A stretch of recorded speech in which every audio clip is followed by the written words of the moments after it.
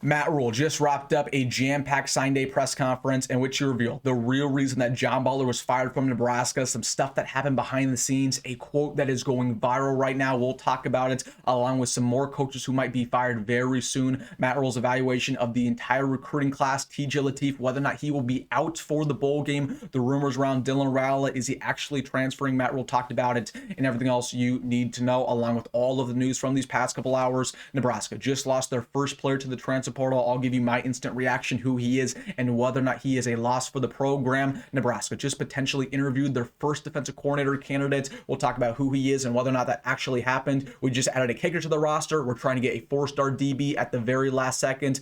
Talk around this entire recruiting class. I'll wrap it up. The pros, the cons. Is it as bad as what people are saying? And then a couple other bits of news that just dropped over these past couple minutes. So really quick, this is a loaded update. Hey, if every single Wednesday, I know I am, hit that like button. And also, I want to take this time to thank every single one of you for 15,000 subscribers on the channel. I'm going to continue to work hard every single day to bring you the best content on Nebraska YouTube, whether it's recruiting updates, coaching carousel updates, transport updates. That's about to get going. So if you want to stay in tune with the Huskers this offseason, it's no brainer. Take a second, join the family, hit that subscribe button. Thank you so much. But without further ado, we have a lot to talk about. Want to get things started with Matt Rhule's press conference, then we'll get to all the news from today, all the rumors around the coaching carousel, the transport, recruiting. But starting things off with Matt Rhule, of course, it was a signing day press conference, so we had to talk about this recruiting class, and we already discussed it ad nauseum in the video from earlier today, but he had two quotes in particular that I thought were very interesting. And I told you guys, no matter what this class looks like, Matt Rhule's going to go up there and say, it's one of the best recruiting classes in the history of the program. We hit a grand slam, this, that, and the third. But he had two quotes. One, he said, this recruiting class will help get the program to the next level. Okay. In his second quote, he said, we wanted players at key positions that are hard to get in the portal. And that's exactly what we did. Well, I don't necessarily agree with either of those comments. Number one, this recruiting class will definitely not help the program get to the next level. Again, there are some decent recruits in this class. I mean, we've got a 5-star, got a couple underrated players. I think it's better than what people are giving it credit for, but still, the quality's not there, the quantity's not there. We only have, again, 2 players who are 4-stars that are better. We missed out on all of our top targets. So again, I don't believe this will get us to the next level. Again, nothing's there. This is one of the worst recruiting classes in the history of the program, objectively. And then number 2, he said, we wanted players at key positions that are hard to get in the portal. Well, that's not the case either, because what are the hardest position to get in the portal? I'd say offensive line, defensive line. Yes, you got 3 offensive linemen, all of which are pretty good, but you got 2 receivers. Those are easy to get in the portal. You got 1 running back. Those are easy to get in the portal. And really, the biggest position to need for Nebraska is the defensive line. Very hard to get in the portal. And we got 0 commits there. So how can you say that? How can you say that we addressed position of need? We did not.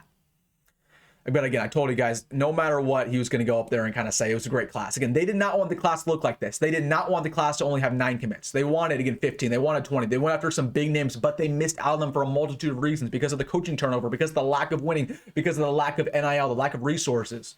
And that's why the class looks like this. And they said, oh, we were extra selective. Well, if you were extra selective and the quality looks like this, that's not a good look.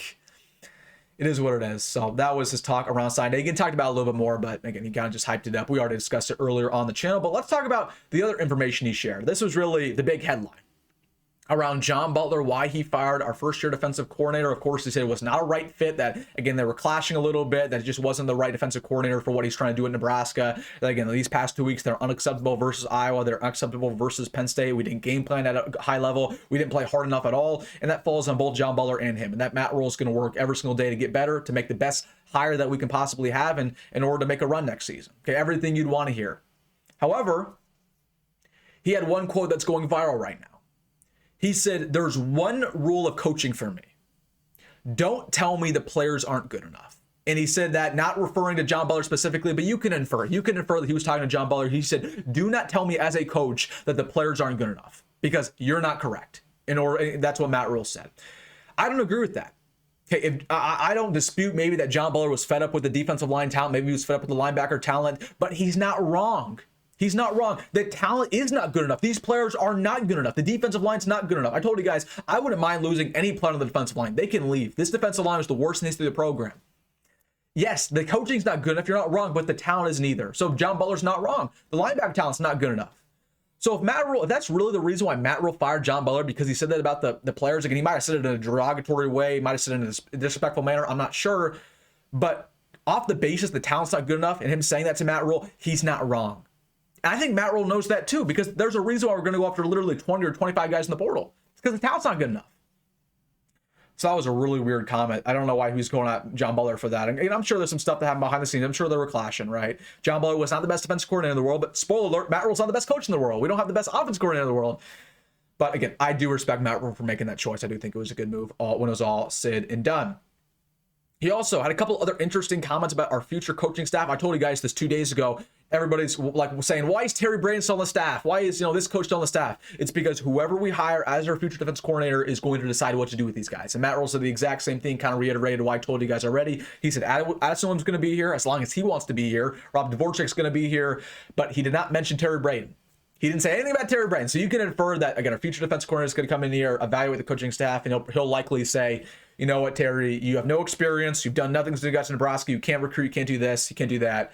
We're going to move on from you. Or we're just going to demote you. It's more likely probably the outcome where they'll demote Terry Braden to, be a co-defensive line coach or something like that. But I just don't expect Terry Braden to be our full-on D-line coach once we get our full-on defensive coordinator who will make that decision.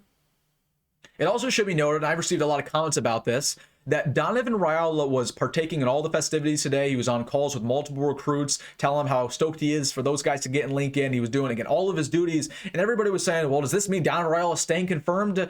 The answer is no. Okay, of course Donovan Raiola is doing his duties. He's still employed.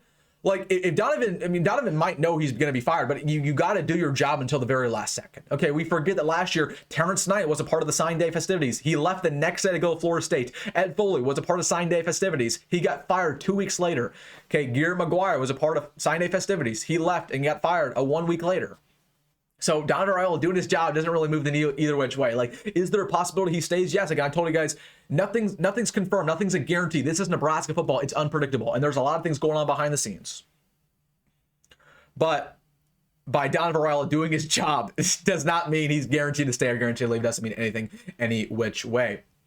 Then he talked about a little bit about the end of the year. Again, Matt Rhule was completely fed up against Iowa. He said, you know what? That was really disappointing. He disappointed himself, disappointed the team, disappointed the coaching staff. He said, we have to make change all over. We're going to reassess everything, the way we're doing things, because that's 3 seasons in a row that we've ended the season very poorly, particularly in November. We're looking for a defensive coordinator that, is focused on player development, recruiting, physicality, effort, and no matter what the scheme is, just effort. That's something we haven't had with either John Butler or Tony White. And he said, simply put, we got to stop the run, and we haven't done that effectively. He also talked a little bit about the quarterback room. He discussed Dylan right off the very bat. Again, he was asked about Dylan's future, if Dylan's going to transfer. He said, I'm not going to comment on if players are going to transfer. You guys know this. He said he hopes that Dylan's here, that, again, he feels like we have a great quarterback room and he wants both these guys to stay bought in. It's going to be very hard to keep both of them. And he said that he just hopes Dylan keeps progressing. So a lot of people were saying, well, this is confirmed Dylan's going to stay. Again, I don't think Matt Rhule knows. I truly don't think anybody knows outside the Raiola family what's going to happen. It was pretty evident when Matt Rhule's talking about it. He has no idea what's going to happen with Dylan. Like, this is Dylan's call. Dylan has not informed the team whether or not he's staying or not. Those are the facts, whether you like it or not. And if he was staying confirmed, Matt Rhule would have told us that. So again, we don't know. And it's something we'll watch over these next 2 weeks. I will tell you though, the longer the straw is out, the more I do think it's likely Dylan returns. And I know Matt Rhule's going to do whatever it takes to keep him here, even if that means retaining his uncle, which would be a horrific decision. We've already talked about that in the past. He also talked about TJ Lateef. He said that TJ will likely be out for the bowl game, that right now he is out confirmed with his hamstring injury that he suffered versus Iowa. That, again, he's going to be questionable going into the bowl game. Again, we're either going to play Nashville or Las Vegas. We'll see how he responds, right? Again, with this hamstring strain. It's not a tear, it's a strain. But again, we will see when it comes to when we play against, likely going to be the last day of December, either the 30th or the 31st. But again, at the very minimum, questionable. I shouldn't say he's likely to be out, but he'll be questionable. But again, just kind of depends how he responds. And if he doesn't play, I would bet Marcus Davila is going to be the starter.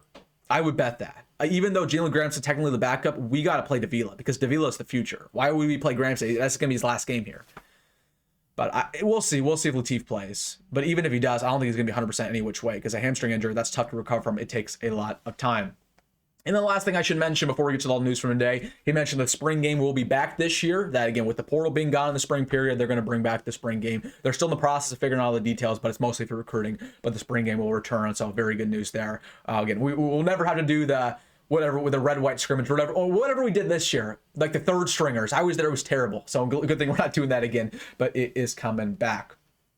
All right, that was the press conference. Now let's get to all the news from today. It was reported that Nebraska true freshman DB Kaahaaina Vermas has entered the transfer portal effective immediately. He is no longer coming back to the Huskers. So again, wish Kaahaaina Vermas the best of luck. I mean, this is a very good individual. Again, he's out of Miller North. I went to Miller South. I've talked with Kaahaaina Vermas a little bit in the past. So again, very, very good individual. He's likely going to go down the group of 5 ranks. Again, he just wasn't going to play Nebraska. He knows that. Everybody knows that. It's very tough to play here. And again, that's why we got to take the best and the best from the state of Nebraska, you know. And I try to tell this to, you know, recruits are coming out of the state, like, the only way you should go to Nebraska is if you know you're going to play. And if you're not going to play Nebraska, you should go elsewhere. Kaahaaina Vermas kind of figured that out very early on. So I'm not surprised by this. Is it a loss? No. And I think there's going to be more in-state Nebraska kids who probably leave. And there's, you know, wide receiver Mai's out for. There's another DB Mai's out for. So again, nothing big here. But I told you guys, I expect to lose probably 30, maybe get 35 players in the portal. There's going to be a lot, particularly in the DB room. There's going to be a lot of DBs who leave, and this is just the calm before the storm. Then there are a lot of rumors right now. There was a jet spotted Monday night in the Dallas airport right after Nebraska fired John Butler, and it's the Husker plane. People are like, oh my goodness, does it mean we're going to go find a defensive coordinator coming out of Dallas, coming out of Texas? Everybody was speculating that it was Scott Simmons, who's currently the defensive coordinator coming out of SMU. We talked about him earlier on the channel yesterday, getting one of the biggest names in the market. So people are like, oh my goodness, Matt Rhule, this is his guy. He's going to go interview Scott Simmons. So again, we know that we fired John Butler. It was the exact same day. We actually interviewed Scott Simmons last year when we had a vacancy. We're probably going to go after him again. However, I will report that this rumor has been debunked, that Matt Rhule was not on this plane. It was actually Troy Dane, and he goes to Dallas for the cultural playoff meetings in person down there in Grapevine. So again, this has nothing to do with the DC search. Just wanted to clear that up because, again, I know the rumors say it's Scott Simmons right now. We still might go after him, but that's not why the plane was there in Texas, to clear that up. Then talking about a couple other additions, we added an Australian kicker last night. I was gonna make a video for it, and I was like, it's just a kicker. I'll wait till today to talk about him. But he goes by the name of Michael. I'm gonna butcher this last name. Sarkisi's, again, coming out of Australia, pro kick. Mike Eckler just wanted to add depth to that room. Again, there's not too much film on him, but he's played punter, kicker, and kickoff in the past. He has a very strong leg, can kick it about 65, 70 yards, and he's been training for the past 6 years. He's ready to go, according to Mike Eckler. So, sounds like a good addition. He's not going to be our starting kicker next year. At least, hopefully, he's not. Again, a prior red shirt, and then might be our guy after Kwinten leaves. So again, good addition there. I trust Mike Eckler with the unit. I don't know much about this Australian guy. There's not much to know, but if I trust anybody, it's Mike Eckler to get his guys. Also should be noted around Devin Jackson, who reported yesterday on the channel that he was likely going to sign with Oregon. However, we're sitting here and it's midday, and he's still not signed with Oregon. And he goes to the same high school as Danny Odom. So again, if Danny signed earlier today, their high school ceremony already happened. Why is Devin not signed? I don't know. We'll see. We'll see around Devin Jackson. I want to refresh the page real quick to make sure he's still unsigned. Yeah, he's still unsigned. So, again, I'm receiving a lot of texts. Is Nebraska trying to flip him? I don't know. Maybe. I wouldn't be shocked if Nebraska's trying to flip him. But, again, we'll see there. We'll see around Devin Jackson. My guess is he signs with Oregon when it's all said and done. Because he tweeted out last night he's going to sign with Oregon, but you never know. Again, bidding wars happen. Bidding wars happen. And we need him in this class to pair alongside his teammate, Danny, which would be a great duo. And then overall, talking about this recruiting class in general, yeah, I mean, it is disappointing, right? Again, there's just no other way to talk about it. It is disappointing. And I again, the worst part about it is that we have 0 defensive line commits. You're telling me the defensive line is the worst positional group on this team, and we have 0 defensive line commits? We can't stop the run, and we have 0 defensive line commits. So, okay, but at least maybe our defensive line coach is good. Well, no, he's not good. He can't develop and he can't recruit. Okay, well, you're telling me we at least have linebacker commits, right? Well, we only have one. Where's he from? Nebraska. Oh, he must be the number 1 player coming out of the state. Nope, he's not even top 10. Well, he must be the number 1 linebacker from the state. No, he's not even top 2.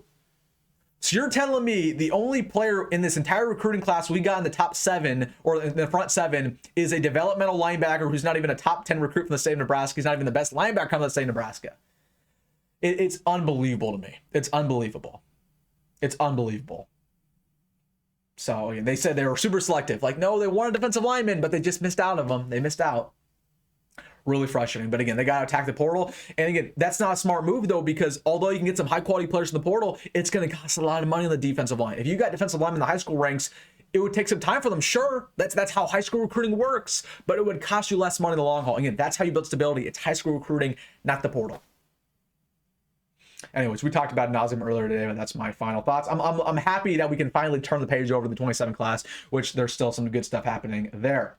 Then 0 Nebraska Cornhuskers were named to all Big Ten first team, second team, or third team. We had a couple honorable mentions. Andrew Marshall, Buda Wright, Deshaun Singleton, Sear Wright, and Desama Kola all got the nod, but nobody inside the first 3. So I'm actually shocked. I thought Buda Wright would get honors. I thought Sear would get honors too. You know, Sear got robbed. I'm not going to lie. He had a really good season outside of Iowa. But that's what happens when your defense is not very good and your team is not very good. You don't really get the respect you deserve. It's just the way it goes. But again, I think they're announcing Emmett tomorrow. They might announce Emmett later today, but I do expect him to be first team all Big Ten running back. Also, we did get special teams honor. We got Kenneth Williams. He was second team returner in the Big Ten, and Jacory Barney was third team. So shout out to those guys. Also, some college football news I want to get to. I don't know if you guys saw this, but Notre Dame was the 9 seed in the college football playoff rankings, and Alabama was the 10. And after last week, and Notre Dame destroyed Stanford by 1,000,000 points. Alabama barely beat Auburn. They almost got upset. Alabama moved ahead of Notre Dame in the rankings. The reason why this is significant is because assuming BYU wins the Big 12 championship game, and again, if that happens, it means that BYU will make the playoffs, and then Notre Dame will be kicked out, not Alabama. It just tells you all the SEC bias, man. That tells you. Again, I'm not saying Notre Dame's the best team in the world, but come on, they have a better. They're better when it comes to their record, and it comes better when it comes to their track record than Alabama is. But again, I gotta make sure Alabama's in the playoffs for ratings for the SEC. It's crazy. It's crazy. I've never seen that happen before. But again, that's only if BYU wins the Big 12 game, then Notre Dame will be left out because of that horrific decision. And again, Troy Dane was a part of that because Troy Dane's now with the committee. And also, I don't know if you guys have seen this. Penn State is screwed. We remember when Penn State fans just 2 months ago were like, we don't want Matt Rhule. We're gonna get this top dollar hire. We're gonna get this. We're gonna get Lane Kiffin. We're gonna get Alex Galesh. We're gonna get John Schumer. We're gonna get Urban Meyer. They are the only big time program without a coach right now, and every single person in that state wants their athletic director Pat Kraft fired, because he is completely incompetent. It all should be noted that this is Matt Rhule's best friend, Pat Kraft. Matt Rhule wanted Pat Kraft at Nebraska. I shouldn't go after Matt Rhule all the time, but Matt Rhule has some bad takes. I mean, him vouching for Pat Kraft and also him vouching for Shedeur Sanders to be the second overall pick. Those are all-timers. But again, Pat Kraft, he's unbelievably terrible. I mean, what are they doing? They have no plan. They went all in for Kalani Sitake, who's the BYU coach, and they missed out on him. They went all in on Lane Kiffin. Lane Kiffin didn't interview because he didn't want that job. They just missed out on Jeff Brom, who wasn't even a good hire to begin with. They missed out on all these big names. And now they're sitting here. You're looking at the betting odds. Terry Smith is the odds-on favorite, who's their interim. Brian Dable, Manny Diaz, who I actually thought they were going to hire the entire time. I'm surprised there's not more Manny Diaz smoke. Like, who are they going to hire? They're going to get nobody. But again, they were so mad about Matt Rhule. That's karma. I don't believe in karma, but that's still karma. It is what it is. But I just think it's funny because Matt Rhule's like, Pat Kraft's going to find the best. He's gonna have a top-notch head coaching search. Everybody wants him fired because, again, they are going into signing day. You think Nebraska's bad? Penn State has 2 commits. They have 2 signees. It's a joke, bro. It's a joke. So at least there's programs who are worse off than Nebraska. But my guess, I think it's going to be Manny Diaz. I really do. Because he was their former defense coordinator. I do think they'll hire him. But we'll see. I'm going to be watching it. And I think we'll have news by Saturday. All right, guys. Let me know your thoughts down below about everything. Hey, if you missed Friday, hit that like button and subscribe. So always, folks, go Matt Rhule. And I'll see you in the next one.